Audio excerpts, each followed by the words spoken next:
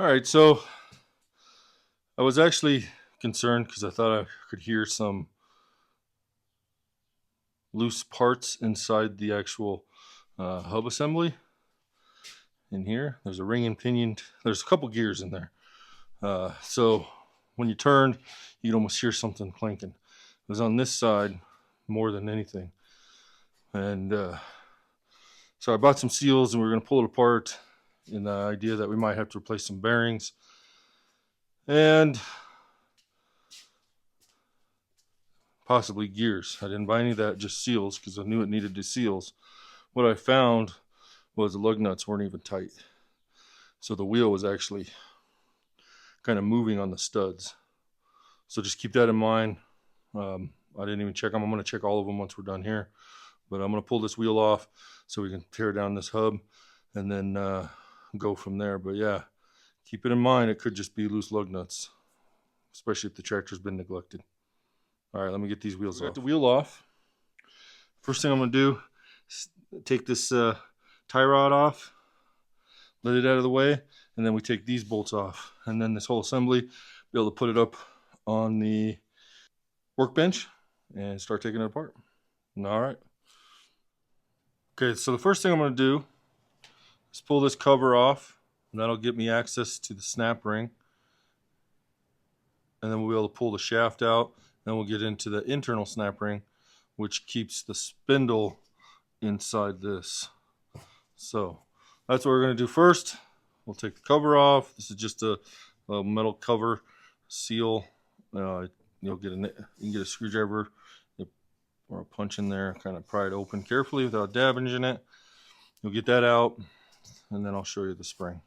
Okay, so here's that cover. You just pry it out. We'll get it cleaned up. And then you'll see that's the snap ring. So we'll pull that snap ring out, and then we should be able to, there should be a thrust washer behind it, and then we might be able to work that shaft out by pushing it from the top.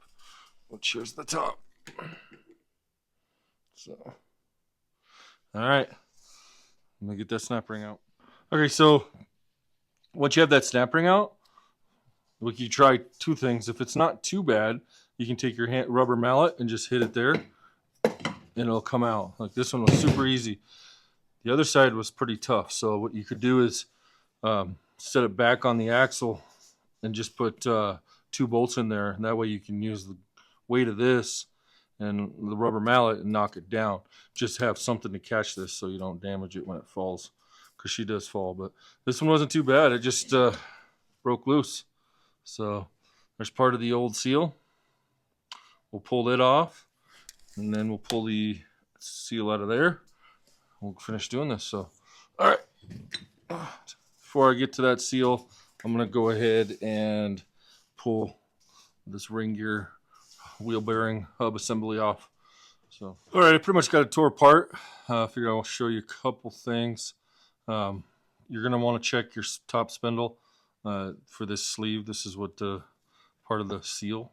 You'll get a different style. So you'll have to take that off. And then, so this is the original style seal. And then this is the seal that you take out of the top. These, if it's the original style seal, they're a lot easier to remove versus the new style seal. And I'll show you that. So the other side had a seal replaced. This one's a lot tougher. It's got a metal ring on the outside where that one doesn't. It was easily deformed. This one, you used a punch and chisel and just worked it away, because you want to be careful not to damage that spindle where this seats, otherwise you'll have other problems. But yeah, we got that out. Now we gotta, but this one's a lot harder. You can see difference in the steel. And then this is actually smaller on the newer one as well. So you just want to make sure you guys get that removed before you go and tackle it. So now I got everything removed. Pull that off, and I'm going to clean everything up. You kind of want to look on this, make sure there's no wear. This one, the other side didn't look too bad.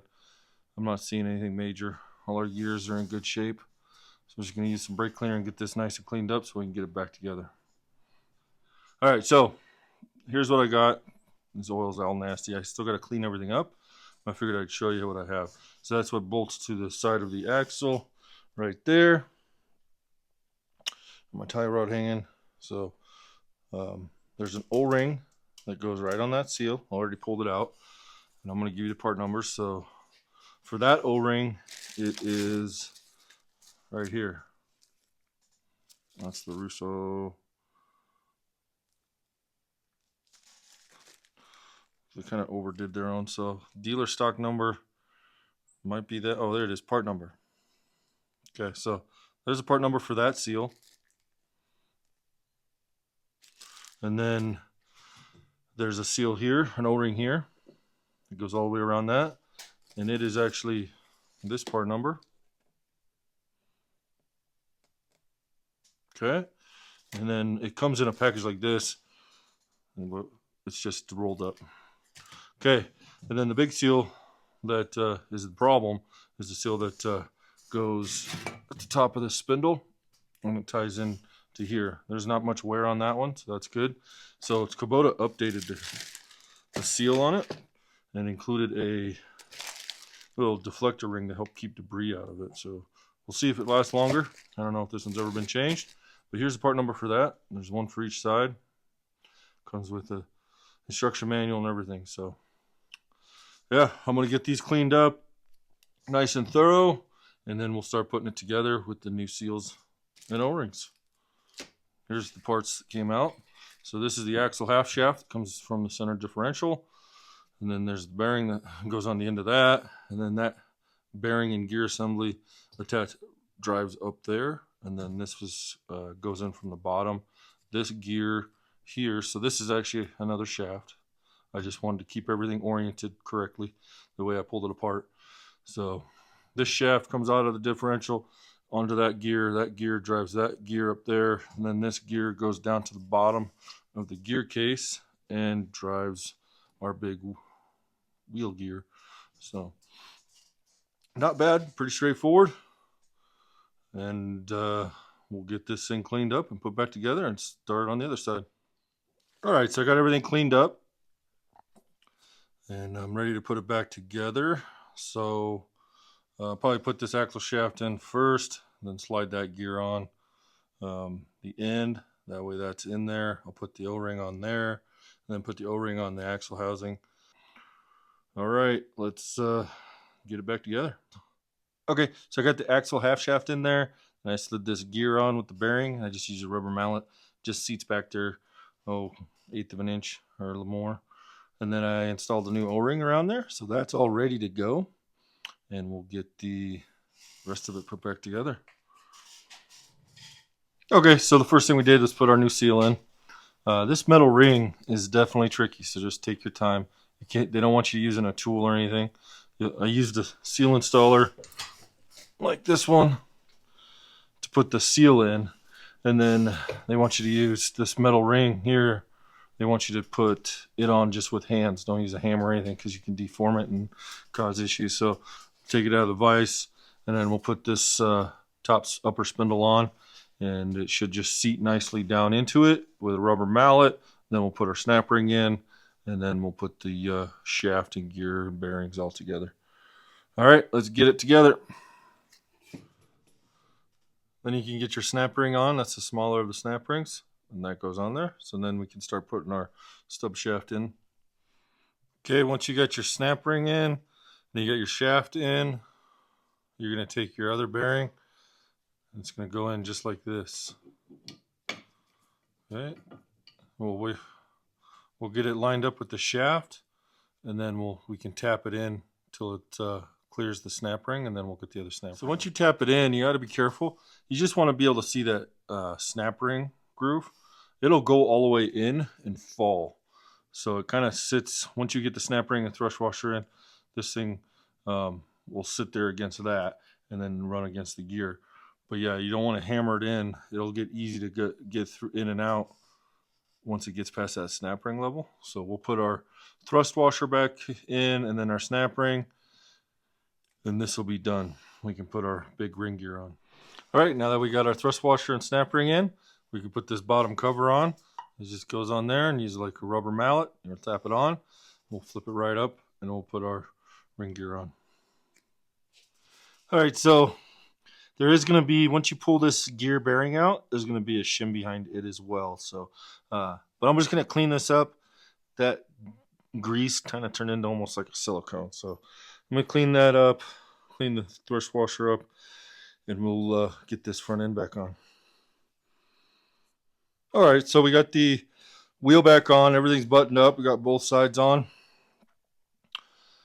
All the drain plugs are put back in and tightened up. Now I just got to put some gear oil in it. I'm going to be running just Mobile Synthetic 7590 gear oil. That's what I have. That's what I use some of my other vehicles. So we'll put it in this. I think it'll work just fine. So they say to fill it up according to the depth stick, then drive it for a bit, and that gets that oil all through all the crevices around the gears and everything, and then recheck it and top it off. So that's probably what I'll do. I do a little before and after. So this is before. I'm getting ready to pressure wash it.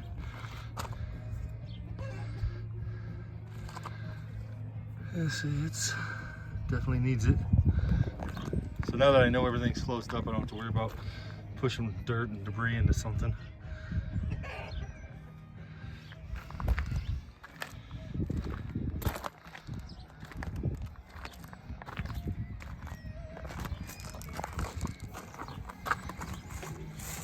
Already started spraying some degreaser on it. We'll see how she turns out.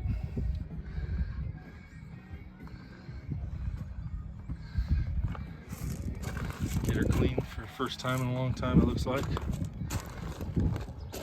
We'll get all this cleaned up. The seat's in rough shape. Somebody was asking how many hours is on it. The gauge says, focus, 1719. So 1,700 hours. I don't know how long that's been broke, because as you can see, the tachometer needle is broken, but it does move. So I'm guessing it's still hooked up. Temperature gauge, I have not seen it move. Fuel, I don't know, I haven't paid attention to that. So, but all the needles are broken in it. We'll get this cleaned up too. And once I'm done, I'll explain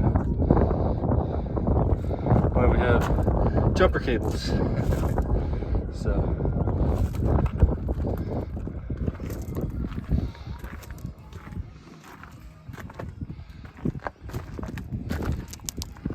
get it all cleaned up, go from there. All right, let me get this thing covered in degreaser, and then we'll pressure wash it. All right guys, so I just got done pressure washing it, and I mentioned that tell you why I have the jumper cables. I think this main battery cable is no good, so I end up just taking my jumper cable, take it straight to the starter, and then start the tractor with a screwdriver. Alright, so it's running. Bump the RPMs up, and we'll do a walk around video. Alright, got done pressure washing the tractor. She looks a lot better. Got all that buildup off. You can actually see the engine now. Looks pretty good. Obviously it's got the paint peeling and everything else, but at least she's clean and easier to work on. I didn't scrub it, I just sprayed degreaser on it and pressure washed it. So she looks good. Cleaned it up nice. So, kind of recap, we put new seals, inspected, cleaned, and put new seals in our front axle, spindles. So everything looks good there. We got new gear oil. I put some 7590 gear oil in it. From what I read, you fill it up. There's a dipstick on this side, the left side if you're sitting in the tractor. You drive it around, get that oil worked into all the different cavities, and you want to recheck it and top it off. So keep that in mind. No leaks, so that's good.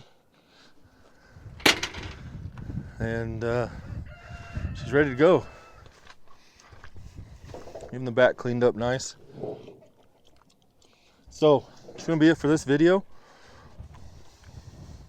The next video is going to be me building the 3-point hitch, seeing if that hydraulic ram works. I don't even know if it works yet. I haven't even tested that. So it'll be focused on the 3-point hitch and then also the wiring, so I don't have to use these jumper cables and shorten out the wire. So I'll get some new wires, put it on there, and try to clean some of it up and go from there. So stay tuned for that video.